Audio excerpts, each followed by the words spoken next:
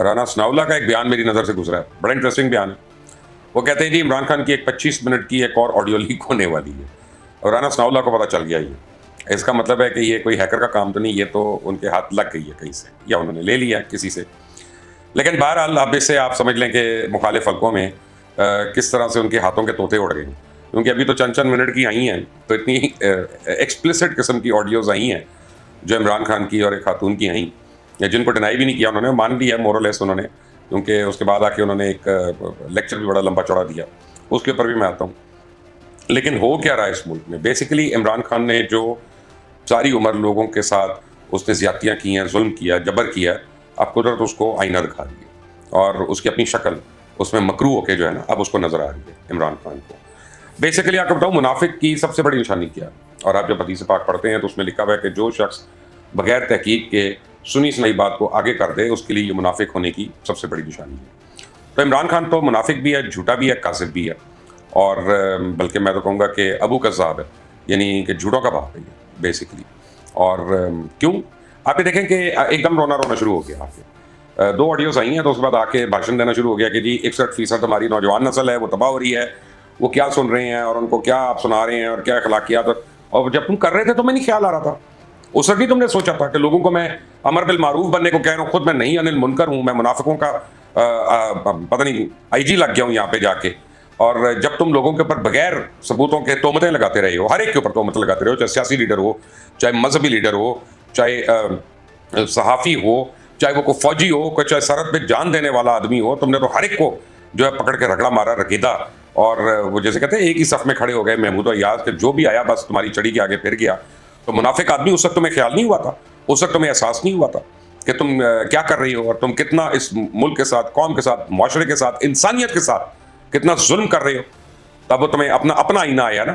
पहले तो बड़ा तुमने डीप फेक के जरा भाषण दिए थे कि डीप फेक आती है, मेरी गंदी वीडियोस आने वाली हैं, तो आप समझ लें डीप फेक क्या होता है। वह तुम्हारे जो कंटुटे हैं ना वो सोशल मीडिया पे फेक्स बना बना के कह रहे थे कि ये होती है जी फेक, ये होती है फेक, लोगों को एजुकेट करने की कोशिश कर रहे थे।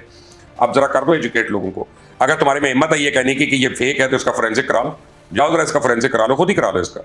तो और शौकत खानम के अलावा कराना, मेहरबानी तुम्हारी, हर चीज़ का इलाज तुम शौकत खानम पे ले जाते हो, ना वो गोलियों का इलाज है, नाड़ियों का इलाज है, लेकिन तुम्हारे लिए वो वहाँ पे खुला ही होता है हर वक्त। बहरहाल अब तुम्हें नौजवान नस्ल की टेंशन खा रही है कि जी उनको बुराई उनके अंदर आ रही है, तो ये आ रहा है। इसका मतलब है कि कहीं ना कहीं तुम्हें हिट हुआ है आके, ये कहीं ना कहीं तुम्हें इसकी तकलीफ हुई है, कहीं ना कहीं तुम्हें लोगों ने कहा है कि जनाब इमरान खान अपने उम्र देखो और अपनी करतूत देखो। और बाय द वे अब तो आरिफ अलवी साहब मजबूर हो गए उसको एंडोर्स करने पे। वो क्या कहते हैं कि जी मैंने तो कहा अगर फौज गैर सियासी हो गई है तो ये सब कुछ क्या हो रहा है। क्यों आरिफ अलवी साहब, फौज का क्या ताल्लुक है इससे? यानी आपका मंत्रा नहीं बदलना, आपने आपने हर नाकामी के ऊपर जिम्मेदारी जो है वो फौज के ऊपर डालनी है। अफवाज पाकिस्तान इस वक्त सरहदों पर अपनी जानें दे रही है, वो काफ़ी नहीं है। अफवाज पाकिस्तान जो है उनको ना दिन का पता है ना रात का पता है, और वो हमारी हिफाजत के लिए मामूर है। रोज़ हमारे पर दहशतगर्दी के हमले बढ़ते जा रहे हैं और वो उनको बचाने की कोशिश कर रहे हैं। आप अपनी जो है ना ये बातें करें, सियासी और गैर सियासी की बातें, आपको जेब देता है। आप सदर है इस मुल्क के, सदर बन के रहें आप अपना जो है ना एक पार्टी के रेलू कट्टा मत बने, यहाँ पे आप सदर है।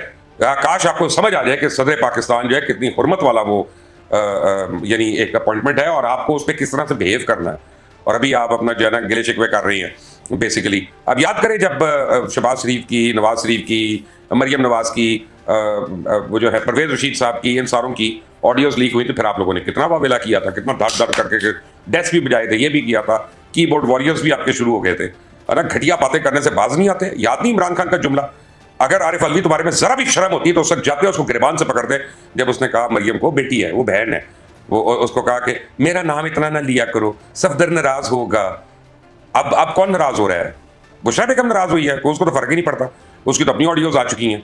और हमने देख लिया कि किस तरह से उसने तोशा खाना को चोर खाना बनाकर अपने घर के अंदर रखा हुआ था, और किस तरह से वो लोगों की नौकरियों से खेल रही थी कि जब उसको ये पता चला कि इनकी वजह से मेरी चोरी ना पकड़ी जाए कहीं पे, किस तरह वो बाहर छुपी हुई, किस तरह क्या कर रही है, सब कुछ सब हर एक को पता है इस वक्त। तो ये आरिफ अलवी के भाषण जो है ना ये भी अब खत्म होने चाहिए। हद तो ये इमरान खान, तुमने फौज के खिलाफ तुमने लोगों को भड़काया, जगह जगह तुमने बच्चे को, यानी ये आपने हौसला दे दिया कि वो अफवाज पाकिस्तान के खिलाफ, शोहदा के खिलाफ वो जो है वो घटिया किस्म की बातें करता रहे।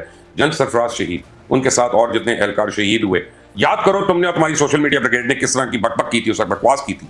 और वो तो शहीदों का तो हम कदर करते हैं, हमें उनका रुतबा पता है। जब तुम्हें एहसास हुआ कि नहीं ये शायद अब बैकफायर कर जाए, ज़्यादातर पब्लिक जो है वो उनको सपोर्ट कर दिया तो तुमने एकदम बदल, नहीं नहीं नहीं मैं तो ये नहीं कह रहा, लेकिन तुमने मना नहीं किया, तुमने पब्लिकली भी नहीं मना किया अपने किसी कीबोर्ड वॉरियर को जिनके ऊपर जोम है तुम्हें कि ये 20,000 कीबोर्ड वॉरियर है, ये तुम्हारी तनख्वाह पे काम कर रहे हैं, किसी को तनख्वाह मिले ना मिले केपीके में, किसी को पंजाब में पेंशन मिले ना मिले, हमारे कीबोर्ड वॉरियर्स जो हैं उनको करोड़ों रुपया मिल रहा है हर महीने, 18 से 20 करोड़ रुपया हम हर महीने उनके पास खर्च कर रहे हैं। हमने सलाब जदगान के नाम पे जो पैसा जमा किया उसको भी हमने अपनी सोशल मीडिया कैंपेन पे लगा दिया। जरा अपना किस किस शर्म से अपना मुंह देखते हो कि सुबह आईने में कि ये मैंने किया, यतीमों के पैसों के साथ, बेवाओं के पैसों के साथ, उनकी एड के साथ, उनके फंड्स के साथ। ये फॉरेन फंडिंग केस देख लो अपना उठा के, पाकिस्तान दुश्मन जो है वो तुम्हें क्यों आके पैसे दे रहे हैं, जो दुश्मन है पाकिस्तान के, तुम्हें यहूदी दे रहे हैं, तुम्हें हिंदू दे रहे हैं, तुम्हें इंडियंस दे रहे हैं, तुम्हें अमेरिका दे रहा है, वही अमेरिका जिसके ऊपर तुम कहते हो इसका नाम ना लेना हमारी पोजीशन खराब होगी। वो भी ऑडियो आ चुकी है, याद करो। अब ये देखते हैं ये 25 मिनट की ऑडियो, इसमें क्या आएगा। अब तो आरिफ अलवी साहब ने एक और बंद कर दिया, वो कहते हैं जी हाँ सेनेट में हमें हेल्प की थी, जनरल बाजवा ने हमें पार्लियामेंट में उन्होंने हेल्प की थी, लेकिन इमरान सेलेक्टेड नहीं है। थॉट सेलेक्टेड क्या होता है? तो सही कहा था परवेज लाई ने, नैपी बदलते रहे हैं, तुम्हारे पोतड़े बदलते रहे हैं, तुम्हें अपना जो है खड़ा करके फिर चल बेटा चल भाग आगे, उस यही करते रहे हैं ना, तुम्हें इसी का सिला तुम दे रहे थे सारों को।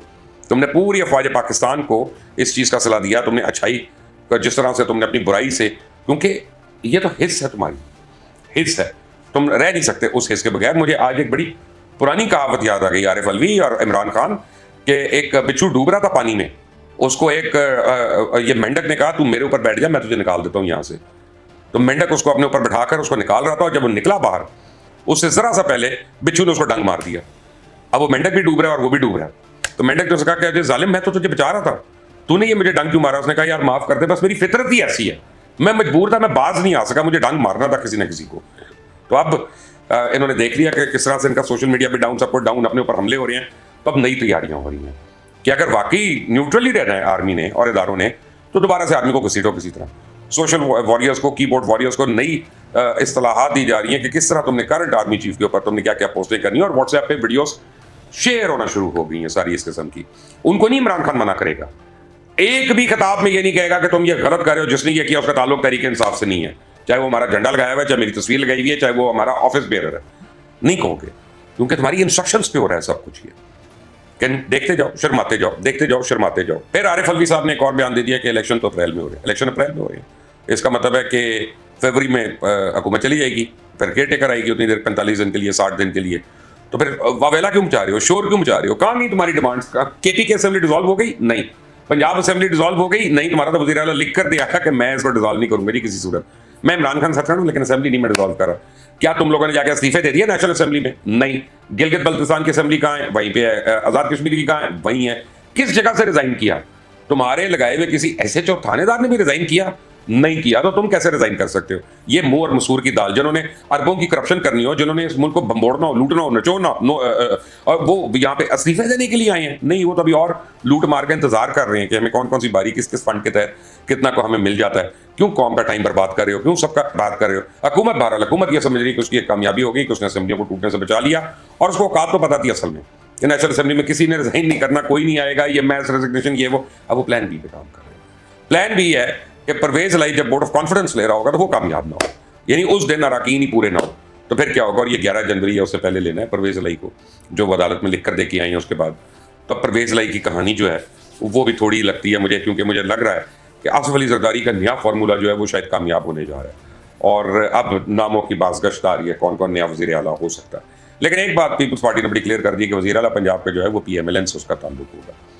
तो बड़ा अब टेन्योर छोटा लग रहा है, इसलिए परवेज लाई ने अपने बेटे को आगे किया, जा जाके मनाओ, हर नाराज आदमी को मनाओ। दरेशक साहब जिसका इस्तीफा नहीं पहले मंजूर कर लिया था, फौरन प्रेस कॉन्फ्रेंस की थी कि जनाब उन्होंने मुझे बदतमीजी की, उन्होंने इस्तीफा दिया, मैंने उसी वक्त मंजूर कर लिया। अब मोनस ने जाके मिन्नते तरले करना शुरू कर दिया, समाजत करना शुरू कर दी कि दरेशक साहब मेरे बाप को माफ़ कर दें, वो सठिया गया, पता नहीं क्या कहा उसने, मुझे लगता है किसी तरह की बात की होगी। अब ये बातें बुरी लगेंगी मोनस को भी और परवेज लाई को भी, लेकिन कोई नहीं, जब लोगों की इज्जतें उछालते हो तो फिर अपनी तैयार रहना अपनी बारी।